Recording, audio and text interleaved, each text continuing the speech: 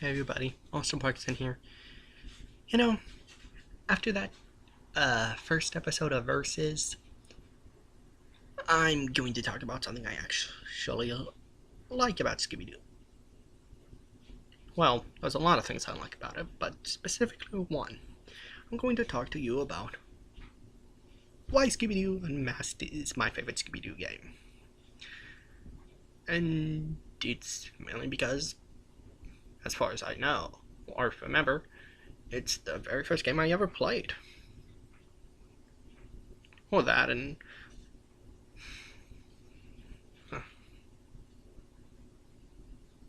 well, that and the animation is better than Scooby-Doo Night of 100 Frights, even though that one kind of gets more nostalgic points, bringing back more monsters, but Scooby-Doo Night of 100 Frights also gets some points taken away because of the fact that that in the monster gallery, after you collect all the monster tokens, they mess up some of the episodes that the monsters were in. For example, for the Green Ghosts, or God, now I'm doing it. Look, it's called in the episode A Night of Friday's No Delight. They gave the Green Ghost name, the Phantom Shadow. Remember, it was written in dust on the mirror. Anyway, not only do they do that, but they said that the episode it was from was a bicycle built for Boo, which wasn't a Scooby-Doo Where Are You episode. It is from a pup named Scooby-Doo, and the Phantom Shadow looks nothing like the monster from A Bicycle Built for Boo, which monster was actually called the Green Ghost. Even though it looks more like a monster than a ghost, but hell with it. And that... sorry, sorry. It's just irritating when people make games based on properties and bring back characters, but fuck it up. And for example, I made a video involving a list of some of my favorite Scooby-Doo villains, and one of them was the return of the ghost of Captain Cutler, or Captain Cutler's ghost from Scooby-Doo Where Are You, who was brought back in Be Cool Scooby-Doo because of how funny it was watching him mess with Fred. But they just call him the Ghost Diver, which isn't his name, and that annoys me.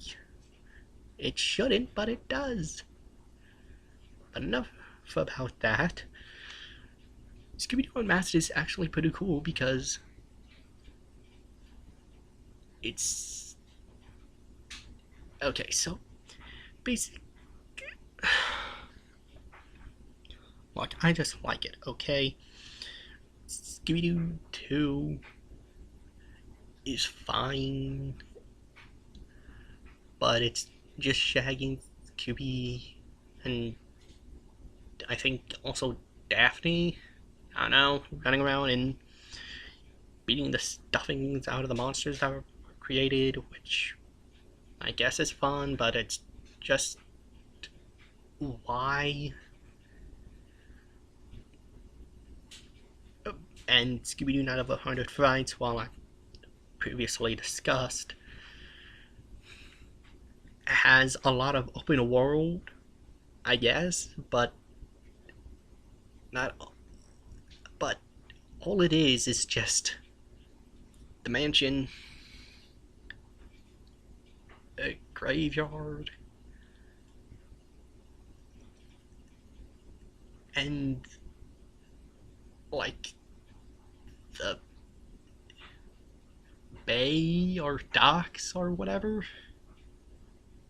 or the piers or whatever, and each one has a boss after ungodly amount of levels. And the bosses are the Black Knight Ghost, the Phantom Shadow. I'm sorry, the Green Ghost, and the Ghost of Redbeard in that order before you go to the main villain, which is the Mastermind. But yeah, it gets tedious at times, and you gotta backtrack because to go through. You have to go through one world just to go to another to get an item, just to go to another one to get another item, so you can progress, and then go back and all the way through. And oh my!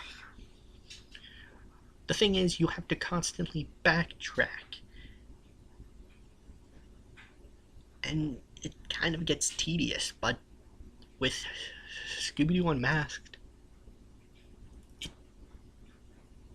you don't really have to do that. I mean, sure, if you want, before you take on like a boss, you can go back and get all the stuff you didn't get in the overworld. Or if you want, you can go back to each level and collect all the stuff you can, which is what I tend to do. But it's actually kind of fun. I mean, there's a segment in it where Shaggy has a portable kitchen.